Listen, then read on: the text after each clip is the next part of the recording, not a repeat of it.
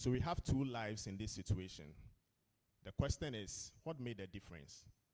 Was it genetics? Was it lack? Obviously not. The difference was prevention. So this basically sets the tone in terms of how important disease prevention is. When we talk about, okay, let's look at some little statistics. So cardiovascular diseases have been described as diseases that are on the increase globally. And typically NCDs are the driving factors of these cardiovascular diseases.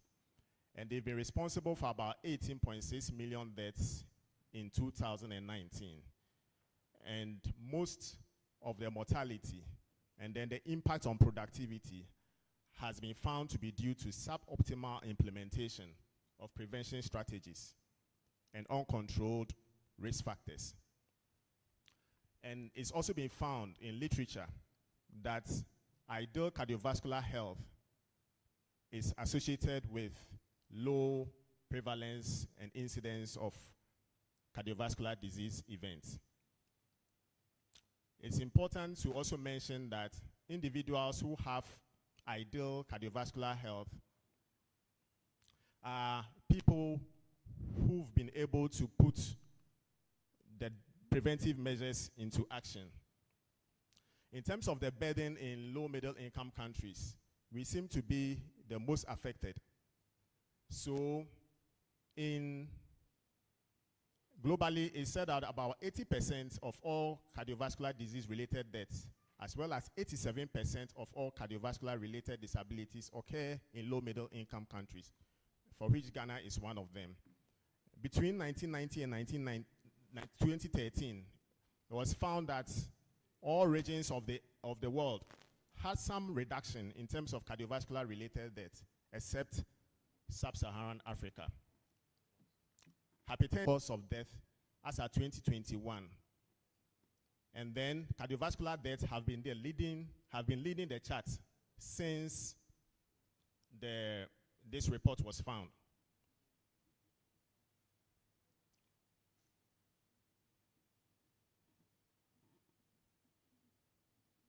So we're going to look at some of the cardiovascular disease risk factors. So traditionally, they've been grouped into traditional and then emerging cardiovascular risk factors according to the 2019 National Cardiovascular Guidelines. So amongst the traditional cardiovascular risk factors are modifiable and non-modifiable risk factors. When we talk about modifiable risk factors, these are risk factors that we can do something about. And then the non-modifiable risk factors are risk factors that we don't really have much control over. Someone will say that if we don't have control over it, then why should we even, discuss them? But then as we go through the lecture, you will come to appreciate that it's important that we identify them, document them, and then let them influence the kind of recommendation that we give to our patients. So for the modifiable risk factors, hypertension by far is the leading risk factor. We also have diabetes, we have dyslipidemia, which can be abnormalities with any of the parameters. Can be high LDL, low HDL, high triglyceride.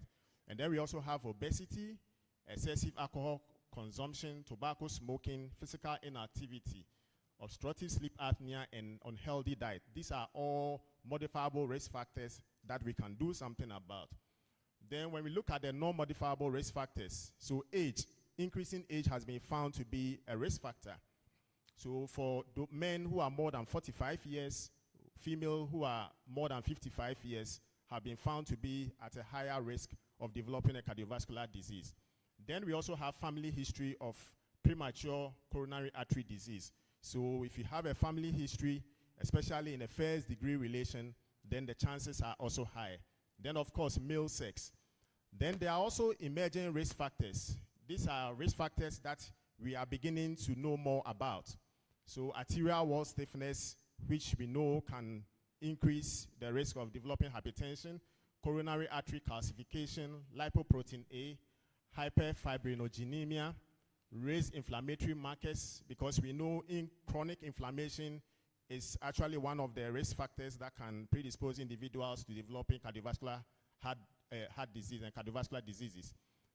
C-reactive protein, CKD, hyperhomocystinemia, microalbuminuria, hyperuricemia. These are all emerging risk factors that we need to know.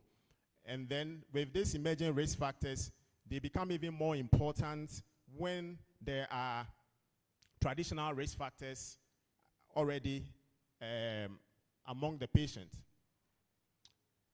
It's also important to mention that these risk factors operate in a continuum. So there isn't a specific threshold that you will say that when I get to this threshold, this patient automatically gets, an increased risk of developing cardiovascular disease. So by far and large, the development of cardiovascular disease doesn't happen in a vacuum. It doesn't happen at once. It's something that builds up over time. Then these risk factors are also not just additive. So if someone has a hypertension, diabetes, increased blood lipid levels, these risk factors are not just additive, they are multiplicative. So having these 2 or more risk factors can even give you maybe a 10-fold or a 20-fold increased risk of developing cardiovascular disease. And then it's also been found that there are people who have just modest increments in terms of the levels of risk factors who have still developed cardiovascular diseases. In terms of disease prevention, when we talk about disease prevention, we are looking at strategies or ways, interventions that can be used to reduce the risk of developing a disease or identify the disease early, or even if the disease has already set in and complications have set in, how to improve the quality of life.